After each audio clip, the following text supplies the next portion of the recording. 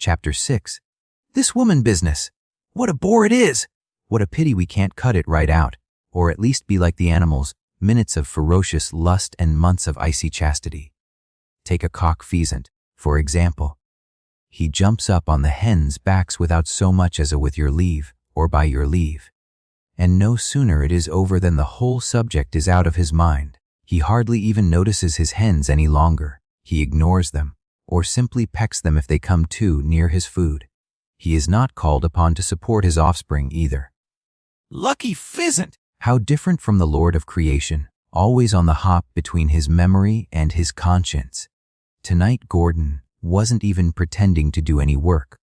He had gone out again immediately after supper. He walked southward, rather slowly, thinking about women. It was a mild, misty night, more like autumn than winter. This was Tuesday, and he had 4 and 4pence left.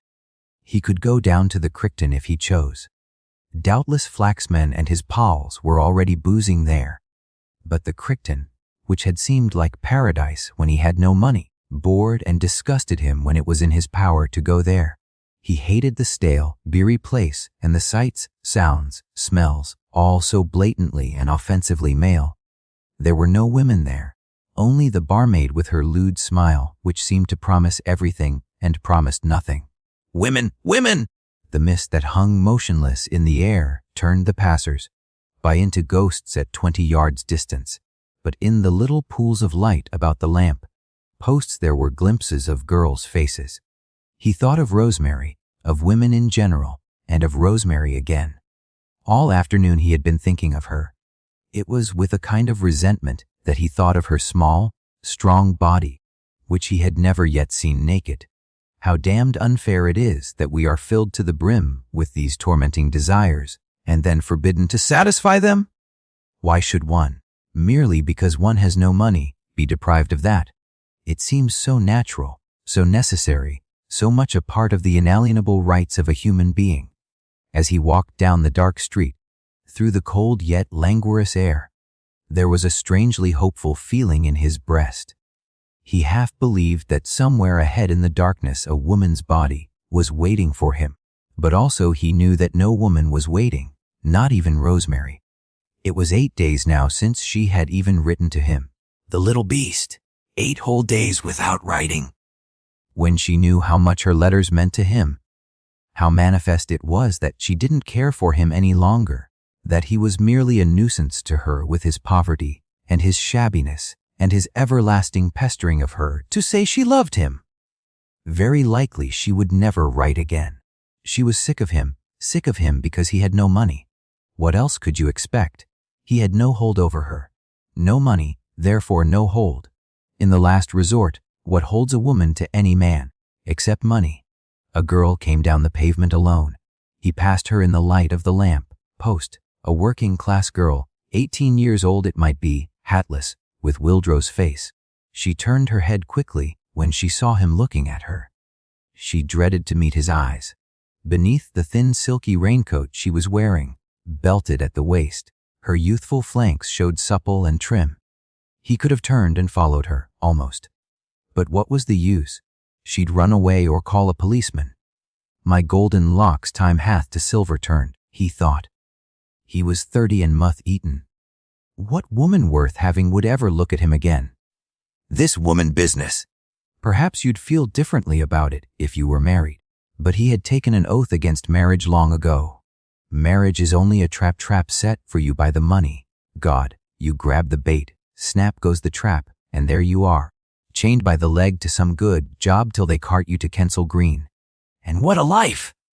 Licit sexual intercourse in the shade of the Aspidistra.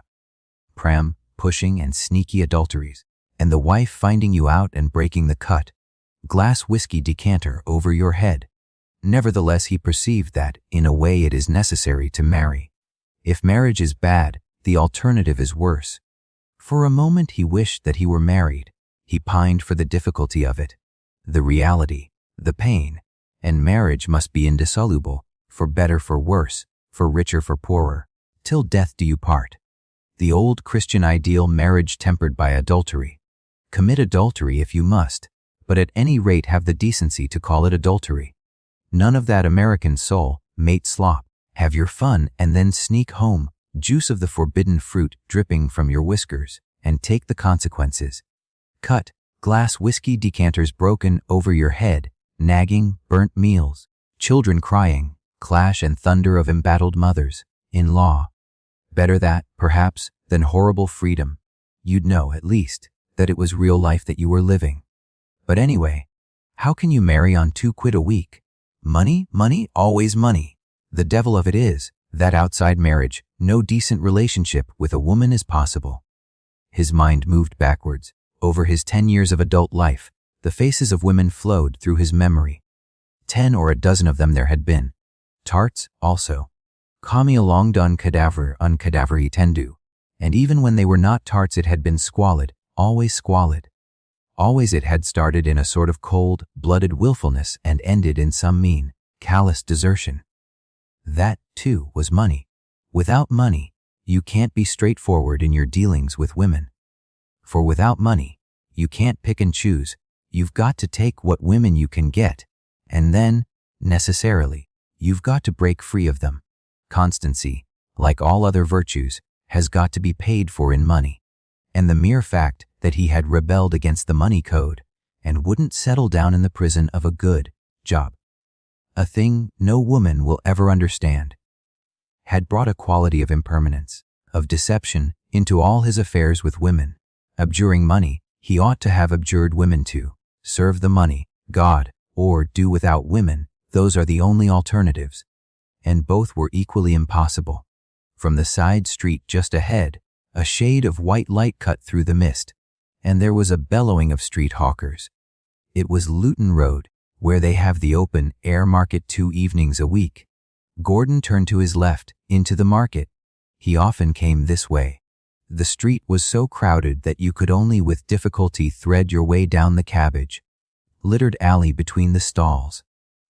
In the glare of hanging electric bulbs, the stuff on the stalls glowed with fine lurid colors, hacked, crimson chunks of meat, piles of oranges and green and white broccoli, stiff, glassy-eyed rabbits, live eels looping in enamel troughs, plucked fowls hanging in rows, sticking out their naked breasts like guardsmen naked on parade.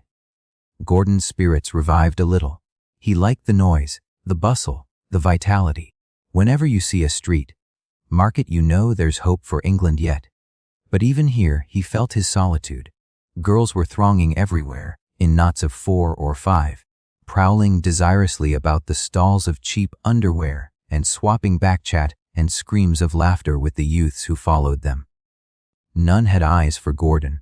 He walked among them as though invisible, save that their bodies avoided him when he passed them. Ah, look there! Involuntarily he paused. Over a pile of art, silk undies on a stall, 3 girls were bending, intent, their faces close together, 3 youthful faces, flower-like in the harsh light, clustering side by side like a truss of blossom on a sweet William or phlox.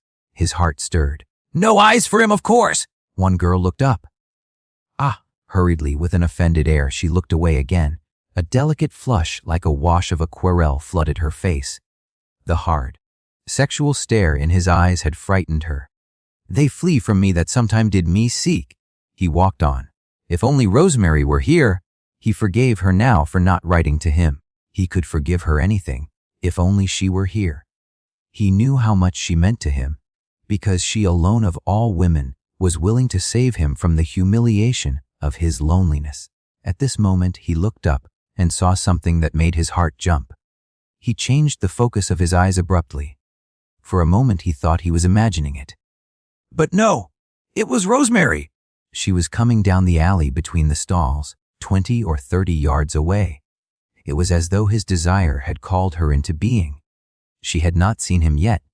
She came towards him, a small debonair figure, picking her way nimbly through the crowd and the muck underfoot, her face scarcely visible because of a flat black hat which she wore cocked down over her eyes like a Harrow boy's straw hat. He started towards her and called her name. Rosemary! Hi! Rosemary, a blue-aproned man thumbing codfish on a stall, turned to stare at him. Rosemary did not hear him because of the din. He called again. Rosemary! I say, Rosemary! They were only a few yards apart now. She started and looked up. "Gordon! What are you doing here? What are you doing here?" "I was coming to see you." "But how did you know I was here?" "I didn't. I always come this way. I get out of the tube at Camden Town." Rosemary sometimes came to see Gordon at Willowbed Road. Mrs. Wisbeach would inform him sorely that there was a young woman to see him, and he would come downstairs and they would go out for a walk in the streets. Rosemary was never allowed indoors, not even into the hall. That was a rule of the house. You would have thought young women were plague rats by the way Mrs. Wisbeach spoke of them. Gordon took Rosemary by the upper arm and made to pull her against him. "Rosemary! Oh, what a joy to see you again! I was so vilely lonely. Why didn't you come before?" She shook off his hand and stepped back out of his reach. Under her slanting hat brim she gave him a glance that was intended to be angry. "Let me go now. I'm very angry with you.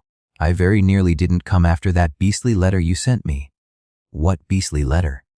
"You know very well." "No, I don't." "Oh, well, let's get out of this. Somewhere where we can talk. This way." He took her arm, but she shook him off again, continuing, however, to walk at his side. Her steps were quicker and shorter than his, and walking beside him she had the appearance of something extremely small, nimble, and young, as though he had had some lively little animal, a squirrel for instance, frisking at his side.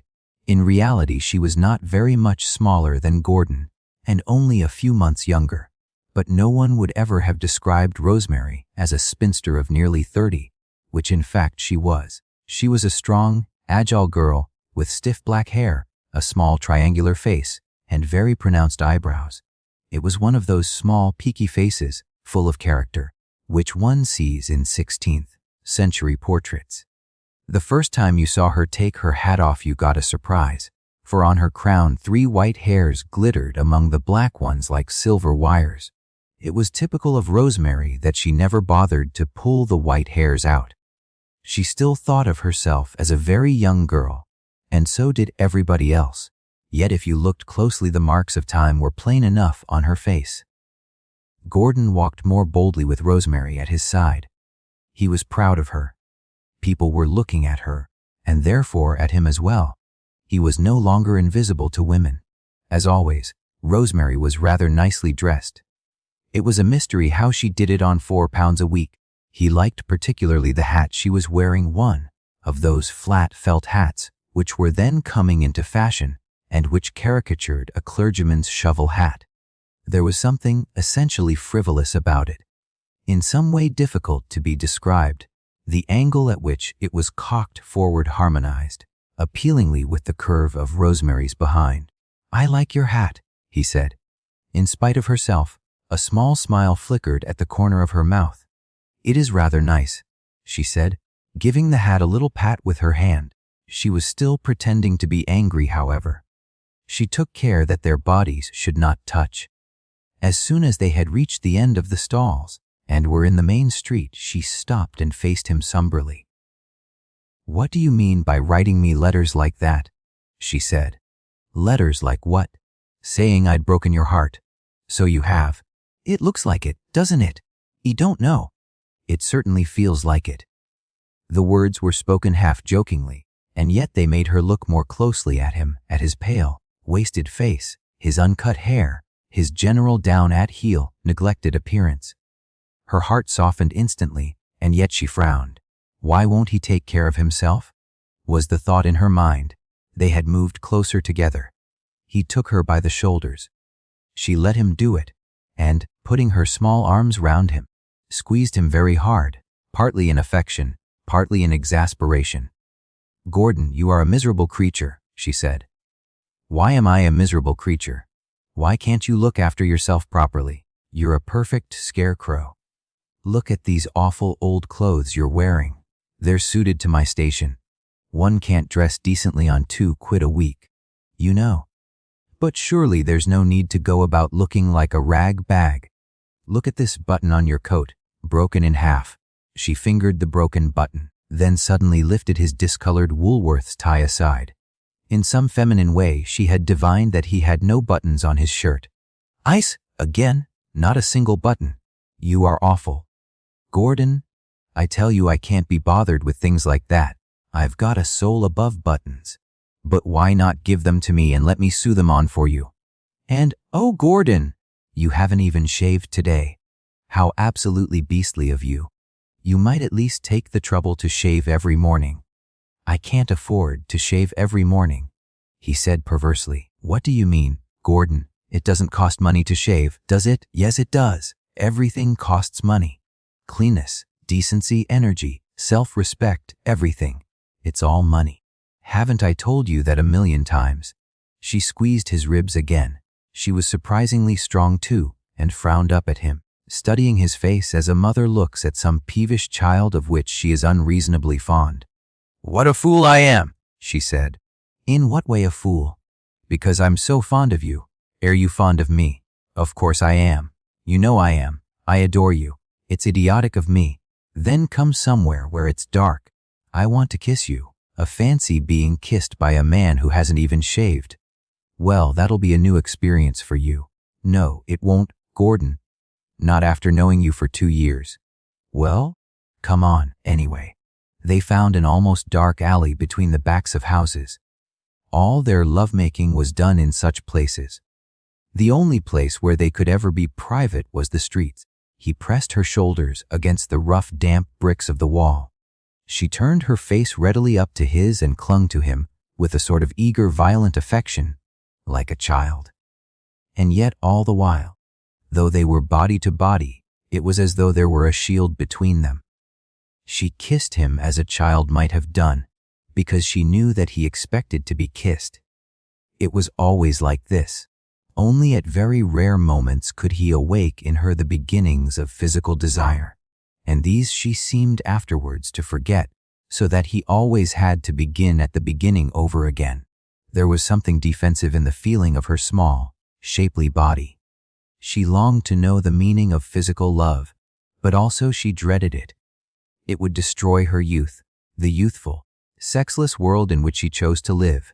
He parted his mouth from hers in order to speak to her. Do you love me? He said. Of course, silly. Why do you always ask me that? I like to hear you say it. Somehow I never feel sure of you till I've heard you say it. But why? Well, you might have changed your mind. After all, I'm not exactly the answer to a maiden's prayer. I'm 30 and moth-eaten at that. Don't be so absurd, Gordon. Anyone would think you were 100 to hear you talk. You know I'm the same age as you are. Ah yes, but not moth-eaten. She rubbed her cheek against his, feeling the roughness of his day-old beard. Their bellies were close together. He thought of the 2 years he had wanted her and never had her. With his lips almost against her ear, he murmured, "Are you ever going to sleep with me?" Yes, someday I will. Not now. Someday, it's always someday. It's been someday for 2 years now, I know. But I can't help it. He pressed her back against the wall, pulled off the absurd flat hat, and buried his face in her hair. It was tormenting to be so close to her and all for nothing. He put a hand under her chin and lifted her small face up to his, trying to distinguish her features in the almost complete darkness. Say you will, Rosemary. There's a dear. Doe. You know I'm going to sometime? Yes, but not sometime now. I don't mean this moment, but soon, when we get an opportunity. Say you will. You can't. I can't promise. Say, yes, Rosemary. Please do. No. Still stroking her invisible face, he quoted, Vueles le dire donc cellen, quivas est benignit dolce, car si dolx mot nast pas si long quil vos face malin la bouche. What does that mean? He translated it. I can't, Gordon. I just can't. Say, yes, Rosemary, there's a dear. Surely it's as easy to say yes as no. No, it isn't. It's easy enough for you. You're a man. It's different for a woman. Say, yes, Rosemary. Yes, it's such an easy word. Go on now. Say it. Yes. Anyone would think you were teaching a parrot to talk, Gordon. Oh, damn! Don't make jokes about it. It was not much use arguing. Presently they came out into the street and walked on southward. Somehow from Rosemary's swift, neat movements, from her general air of a girl who knows how to look after herself and who yet treats life mainly as a joke, You could make a good guess at her upbringing and her mental background. She was the youngest child of one of those huge hungry families, which still exist here and there in the middle classes. There had been 14 children all told. The father was a country solicitor. Some of Rosemary's sisters were married. Some of them were schoolmistresses or running typing bureaus. The brothers were farming in Canada, on tea plantations in Ceylon, in obscure regiments of the Indian Army. Like all women who have had an eventful girlhood, Rosemary wanted to remain a girl. That was why, sexually, she was so immature. She had kept late into life the high, spirited, sexless atmosphere of a big family. Also, she had absorbed into her very bones the code of fair play and live and let live. She was profoundly magnanimous, quite incapable of spiritual bullying. From Gordon, whom she adored, she put up with almost anything. It was the measure of her magnanimity that never once, in the 2 years that she had known him, had she blamed him for not attempting to earn a proper living. Gordon was aware of all this. But at the moment he was thinking of other things. In the pallid circles of light about the lamp posts, beside Rosemary's smaller, trimmer figure, he felt graceless, shabby, and dirty. He wished very much that he had shaved that morning. Furtively he put a hand into his pocket and felt his money, half afraid, it was a recurrent fear with him, that he might have dropped a coin. However, he could feel the milled edge of a form, his principal coin at the moment. 4 and 4pence left. He couldn't possibly take her out to supper, he reflected. They'd have to trail dismally up and down the streets, as usual, or at best go to a Lyons for a coffee. Bloody! How can you have any fun when you've got no money? He said broodingly, of course it all comes back to money. This remark came out of the blue. She looked up at him in surprise. What do you mean? It all comes back to money. I mean the way nothing ever goes right in my life. It's always money, money, money that's at the bottom of everything. And especially between me and you. That's why you don't really love me. There's a sort of film of money between us. I can feel it every time I kiss you. Money! What has money got to do with it? Gordon, money's got to do with everything. If I had more money, you'd love me more. Of course, I wouldn't. Why should I? You couldn't help it. Don't you see that if I had more money, I'd be more worth loving? Look at me now. Look at my face. Look at these clothes I'm wearing. Look at everything else about me. Do you suppose I'd be like that if I had 2,000 a year? If I had more money, I should be a different person. If you were a different person, I shouldn't love you. That's nonsense, too. But look at it like this. If we were married, would you sleep with me? What questions you do ask. Of course I would. Otherwise, where would be the sense of being married? Well then, suppose I was decently well off. Would you marry me? What's the good of talking about it, Gordon? You know we can't afford to marry. Yes, but if we could, would you? I don't know. Yes, I would, I dare say. There you are, then. That's what I said. Money, no. Gordon, no. That's not fair. You're twisting my words round. No, I'm not. You've got this money, business at the bottom of your heart. Every woman's got it. You wish I was in a good job now, don't you? Not in the way you mean it. I'd like you to be earning more money, yes. And you think I ought to have stayed on at the New Albion, don't you?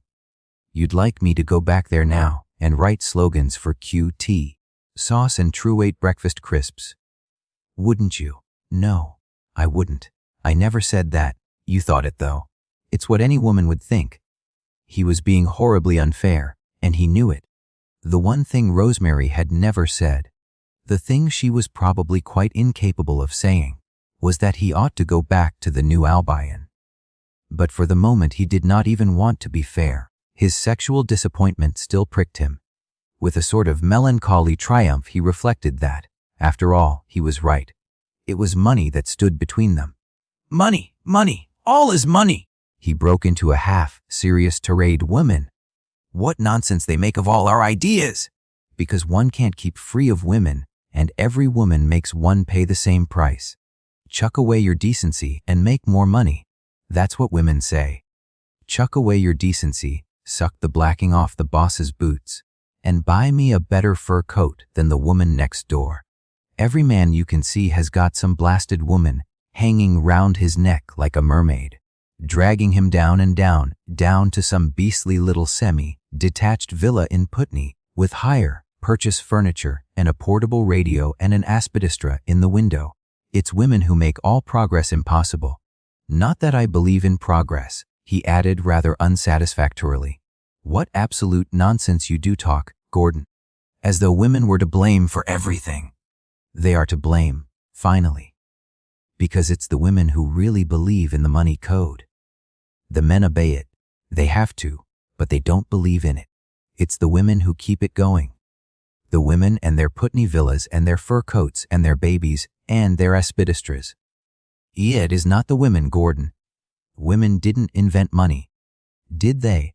It doesn't matter who invented it. The point is that it's women who worship it. A woman's got a sort of mystical feeling towards money. Good and evil in a woman's mind means simply money and no money. Look at you and me. You won't sleep with me, simply and solely because I've got no money. Yes, that is the reason. He squeezed her arm to silence her. You admitted it only a minute ago.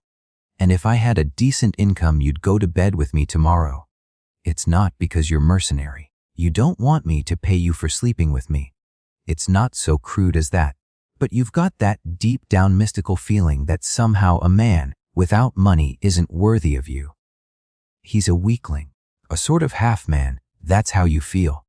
Hercules, god of strength and god of money, you'll find that in Lempriere. It's women who keep all mythologies going. Women, echoed Rosemary on a different note. I hate the way men are always talking about women. Woman do this, and woman do that.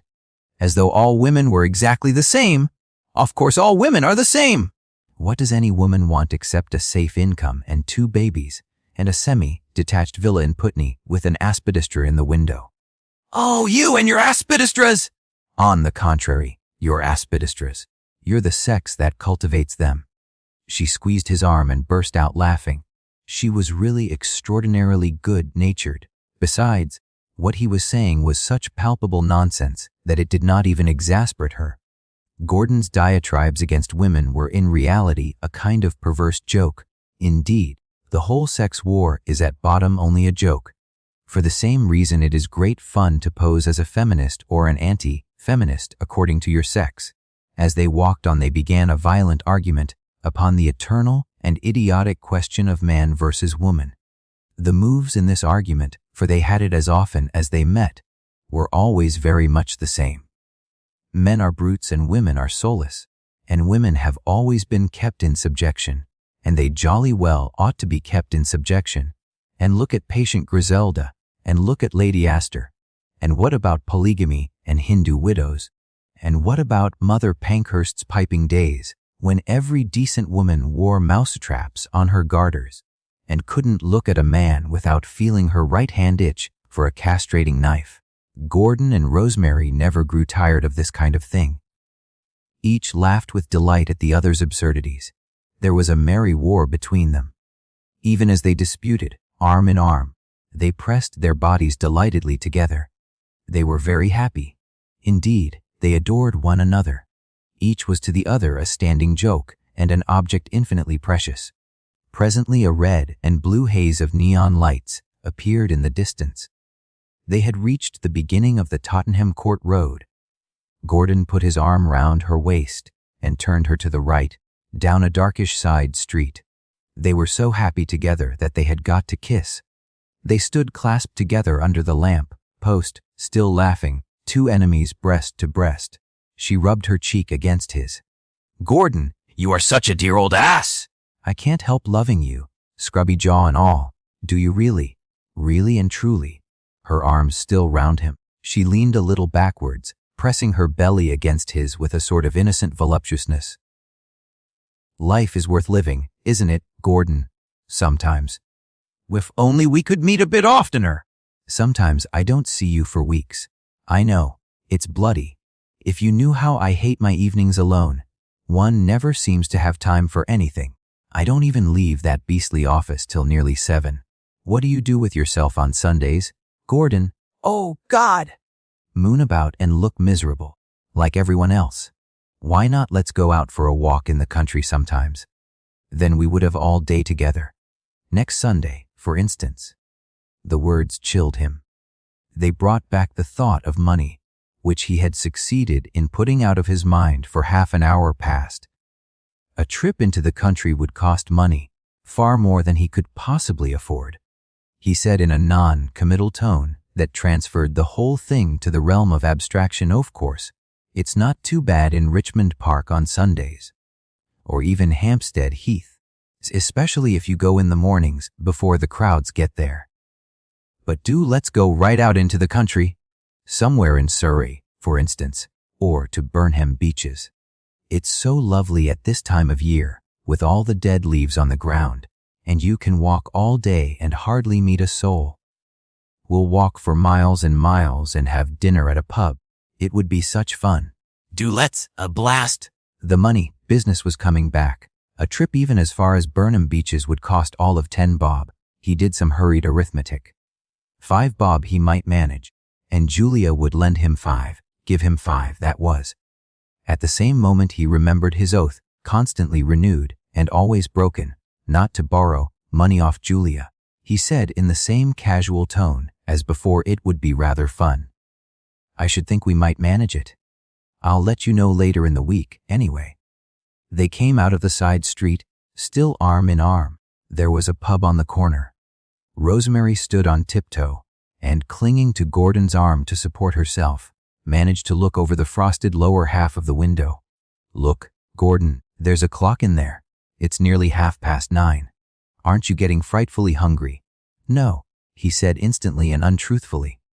I am. I'm simply starving. Let's go and have something to eat somewhere. Money again. One moment more, and he must confess that he had only 4 and 4pence in the world. 4 and 4pence to last till Friday. I couldn't eat anything, he said. I might manage a drink, I dare say. Let's go and have some coffee or something. I expect we'll find a Lyons open. Oh, don't let's go to a Lyons! I know such a nice little Italian restaurant, only just down the road. We'll have spaghetti Napolitane and a bottle of red wine. I adore spaghetti. Let's. His heart sank. It was no good. He would have to own up. Supper at the Italian restaurant could not possibly cost less than 5 bob for the two of them. He said almost sullenly, It's about time I was getting home. As a matter of fact, Oh, Gordon, already? Why, well, if you must know, I've only got 4 and 4pence in the world, and it's got to last till Friday. Rosemary stopped short. She was so angry that she pinched his arm with all her strength, meaning to hurt him and punish him. Gordon, you are an ass! You're a perfect idiot! You're the most unspeakable idiot I've ever seen! Why am I an idiot? Because what does it matter whether you've got any money? I'm asking you to have supper with me. He freed his arm from hers and stood away from her. He did not want to look her in the face. What? Do you think I'd go to a restaurant and let you pay for my food? But why not? Because one can't do that sort of thing. It isn't done. It isn't done. You'll be saying it's not cricket in another moment. What wasn't done? Letting you pay for my meals. A man pays for a woman doesn't pay for a man. Gordon, are we living in the reign of Queen Victoria? Yes, we are, as far as that kind of thing's concerned. Ideas don't change so quickly. But my ideas have changed. No, they haven't. You think they have, but they haven't. You've been brought up as a woman, and you can't help behaving like a woman, however much you don't want to. But what do you mean by behaving like a woman? Anyway, I tell you every woman's the same when it comes to a thing like this. A woman despises a man who's dependent on her and sponges on her. She may say she doesn't, she may think she doesn't, but she does. She can't help it. If I let you pay for my meals, you'd despise me. He had turned away. He knew how abominably he was behaving.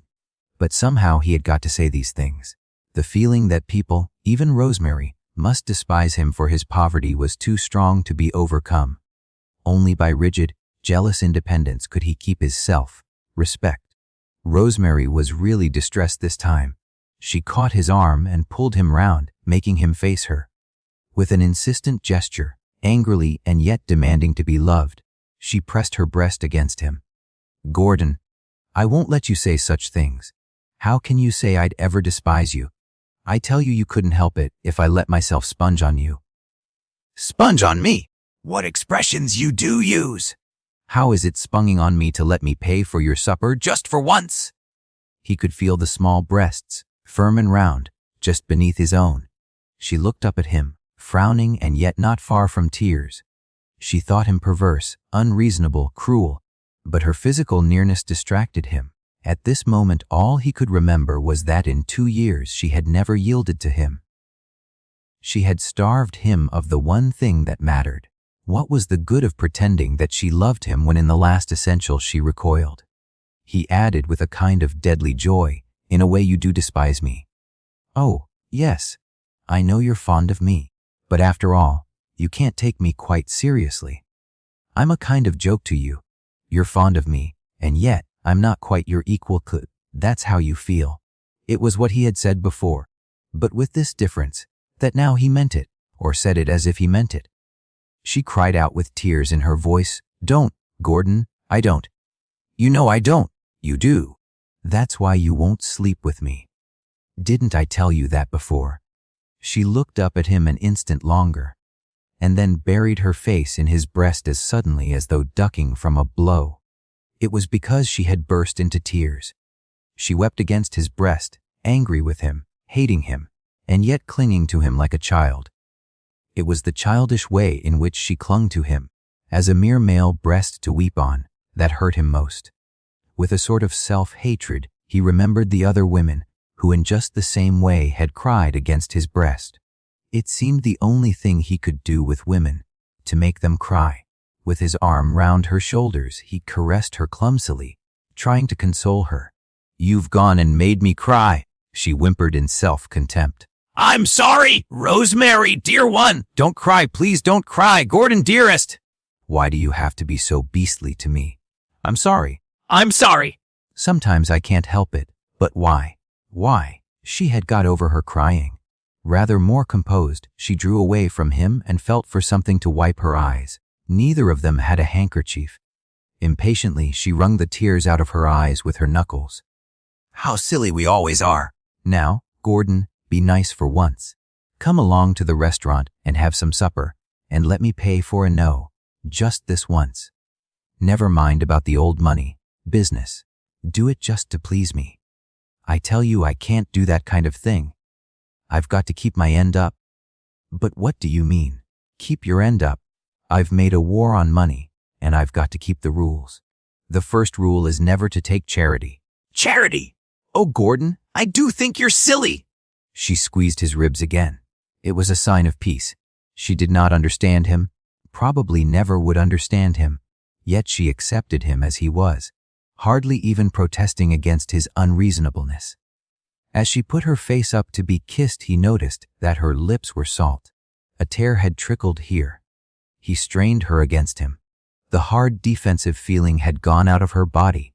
She shut her eyes and sank against him and into him, as though her bones had grown weak, and her lips parted and her small tongue sought for his. It was very seldom that she did that, and suddenly, as he felt her body yielding, he seemed to know with certainty that their struggle was ended. She was his now when he chose to take her, and yet perhaps she did not fully understand what it was that she was offering. It was simply an instinctive movement of generosity, a desire to reassure him, to smooth away that hateful feeling of being unlovable and unloved. She said nothing of this in words. It was the feeling of her body that seemed to say it. But even if this had been the time and the place, he could not have taken her. At this moment he loved her, but did not desire her. His desire could only return at some future time, when there was no quarrel fresh in his mind, and no consciousness of 4 and 4pence in his pocket to daunt him. Presently they separated their mouths, though still clinging closely together. How stupid it is, the way we quarrel, isn't it, Gordon?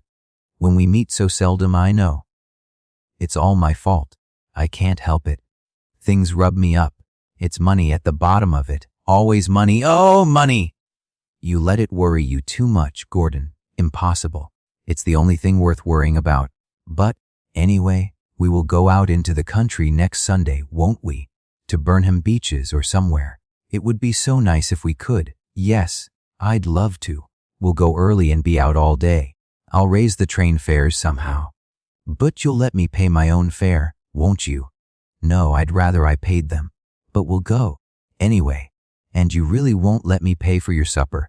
Just this once. Just to show you trust me. No, I can't. I'm sorry. I've told you why. Dear! I suppose we shall have to say good night. It's getting late. They stayed talking a long time, however, so long that Rosemary got no supper after all. She had to be back at her lodgings by 11, or the she-dragons were angry. Gordon went to the top of the Tottenham Court Road and took the tram. It was a penny cheaper than taking the bus. On the wooden seat upstairs, he was wedged against a small, dirty Scotchman who read the football finals and oozed beer. Gordon was very happy. Rosemary was going to be his mistress. Sharply the menacing wind sweeps over. To the music of the tram's booming, he whispered the 7 completed stanzas of his poem. 9 stanzas there would be in all. It was good. He believed in it and in himself. He was a poet. Gordon Comstock, author of Mice. Even in London pleasures he once again believed. He thought of Sunday. They were to meet at 9 o'clock at Paddington Station. 10 bob or so it would cost. He would raise the money if he had to pawn his shirt. And she was going to become his mistress. This very Sunday, perhaps if the right chance offered itself. Nothing had been said. Only, somehow, it was agreed between them. Please God, it kept fine on Sunday. It was deep winter now. What luck if it turned out one of those splendid windless days. One of those days that might almost be summer, when you can lie for hours on the dead bracken and never feel cold. But you don't get many days like that, a dozen at most in every winter. As likely as not it would rain. He wondered whether they would get a chance to do it after all. They had nowhere to go, except the open air. There are so many pairs of lovers in London with nowhere to go, only the streets and the parks, where there is no privacy and it is always cold. It is not easy to make love in a cold climate when you have no money. The never the time and the place motif is not made enough of in novels.